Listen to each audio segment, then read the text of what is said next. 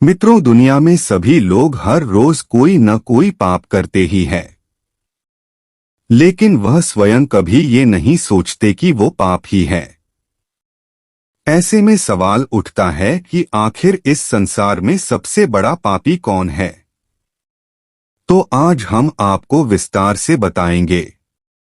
नमस्कार दोस्तों, स्वागत है आपका हमारे इस चैनल संतोष जोशी ज्ञान में। दोस्तों, इस बात का उत्तर हम आपको एक कथा के माध्यम से देंगे। आपसे से आग्रह है कि इस कथा को पूरा अवश्य सुने, इसे आधा अधूरा छोड़कर न जाएं। तो चलिए शुरुआत करते हैं। दोस्तों, एक बार की बात है, किसी देश में एक राजा रहते थे। वो और उनकी रानी दोनों ही भोलेनाथ के बहुत बड़े भक्त थे। उन्होंने अपने महल में तोता मैना का जोड़ा पाल रखा था और उन्हें एक ही पिंजरे में रखा था।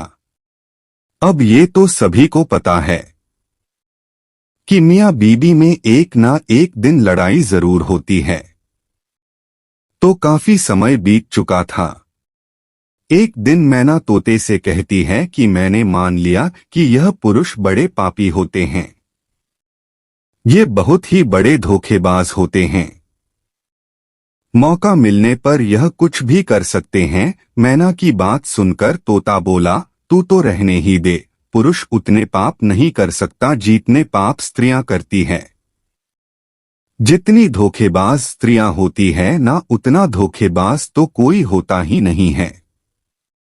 इनसे बड़ा पापी इस पूरी दुनिया में कोई नहीं होता। यह किसी की भी हत्या कर देती है। जिसके बाद तोता और मैना में लड़ाई होने लगी कि दुनिया में सबसे बड़ा पापी कौन है। ये सब दृश्य देखने के बाद राजा ने पूछा, तुम दोनों क्यों लड़ रहे हो? किस बात पर तुम दोनों विवाद कर रहे हो? मैना ने उत्तर देते हुए कहा, यह मान नहीं रहा कि दुनिया में सबसे बड़ा पापी पुरुष होता है। फिर तोते ने कहा, मैं कैसे मान जाऊं, क्योंकि सबसे बड़ी पापी स्त्रियां ही होती है। तब राजा ने दोनों से कहा, तुम किस कारण से ऐसा कह रहे हो? तब मैना ने उदाहरण देते हुए कहा, एक गांव में एक सेठ जी थे, बड़े ही धनबाद, और उनका जो बेटा था वो बहुत ज्यादा बिगड़ैल किस्म का इंसान था। सेठ जी का लड़का इतना जुआ खेलता था कि सेठ ये बात सोचते सोचते एक दिन स्वर्ग सिधार गए। जब पिता जिंदा थे तो वह थोड़ा थोड़ा जुआ खेलता था, लेकिन पिता की मृत्यु के बाद वह मुक्त हो गया और आराम से दिन रात केवल जुआ ही खेलने लगा, जिसका परिणाम ये हुआ जुआ में सब कुछ हार गया। फिर वह लौटकर अपने गांव नहीं आया और किसी दूसरे गांव चला गया, जहां वो एक सेठ के घर जा पहुंचा और उसने कहा कि थोड़ा सा जल मिलेगा। जब सेठ ने उससे पूछा कि तुम कहां से आए हो, क्या करते हो, जिसके उत्तर में लड़के ने कहा, मैं व्यापारी हूं और जहाज से जा रहा था। व्यापार करने में मेरा सामान समुद्र में डूब गया, तो आप मेरी कुछ मदद कर देते तो अच्छा होता। सेठ ने लड़के की बात सुनी और फिर उसकी बातों के जाल में फंस गए और कहने लगे कि बेटा, तुम दिखने में ठीक ठाक हो और कमा भी लेते हो, तो क्या मेरी बेटी से शादी करोगे?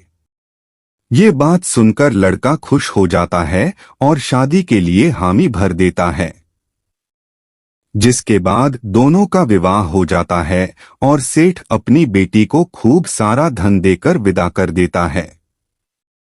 अब इस लड़के को तो केवल धन के लिए विवाह करना था, जो वो कर लेता है।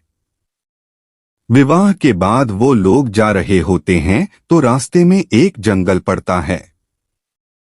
तब वह लड़का अपनी पत्नी से कहता है कि देखो, हम लोग जंगल से गुजर रहे हैं, तो कोई भी चोर तुम्हारे जेवर चुरा सकता है।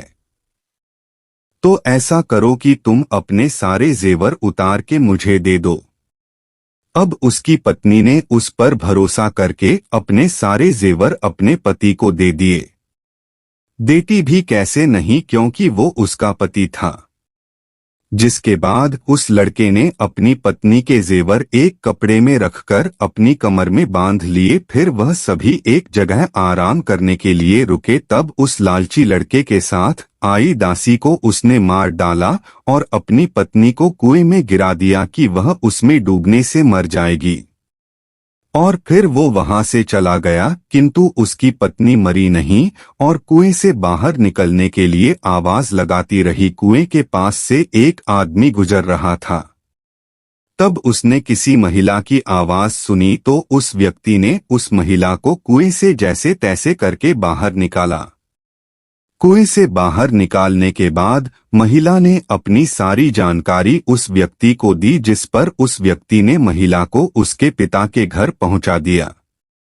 घर पहुंचने के बाद महिला के पिता यानी सेठ जी ने पूछा, क्या हुआ तुम्हारे साथ? अब क्योंकि वो स्त्री पतिव्रता थी इसलिए उसने अपने पिता से झूठ कहा और बोली, पिताजी जंगल में कुछ चोरों ने हम पर हमला कर दिया था और दासी को मार दिया, मुझे कुएं में धकेल दिया और पति का कुछ नहीं पता। बेटी की बातें सुनकर सेठ जी बोले, चलो कोई बात नहीं, भगवान सब सही कर देंगे।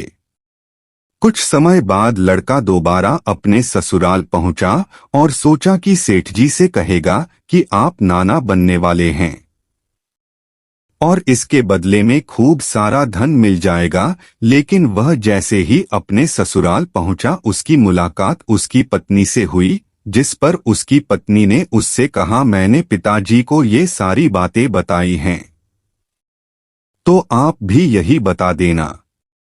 दोस्तों, वो कहते हैं ना कि आदत वालों की आदत नहीं जाती। उसने देखा कि उसकी पत्नी ने बहुत सारे जेवर पहन रखे हैं तो उस लड़के ने पत्नी से कहा, तुम सो जाओ, सुबह मैं तुम्हें अपने साथ लेकर जाऊंगा।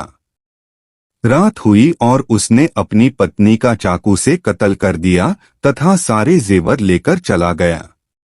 राजा को ये सब कहानी बताने के बाद मैना ने कहा कि इसलिए मैं बोलती थी कि पुरुष दुनिया का सबसे बड़ा पापी इंसान होता है। उसने अपनी पत्नी को मारा और सारा सामान लेकर चला गया। मैना की ये बातें सुनकर तोते ने भी राजा को एक कहानी सुनाई जिसमें उसने स्त्री के चरित्र को लेकर बात की थी। दोनों की बात सुनने के बाद राजा बोले, इस बात का उत्तर मैं देता हूं कि कौन सबसे बड़ा पापी है। राजा आगे बताते हैं कि जिस इंसान की सोच उसके स्तर से नीचे गिर जाती है वह इंसान पापी होता है, फिर वो भला पुरुष हो या स्त्री, क्योंकि इंसान पाप करने से पहले यह नहीं सोचता कि वह स्त्री है या पुरुष, उसे पाप करना चाहिए या नहीं।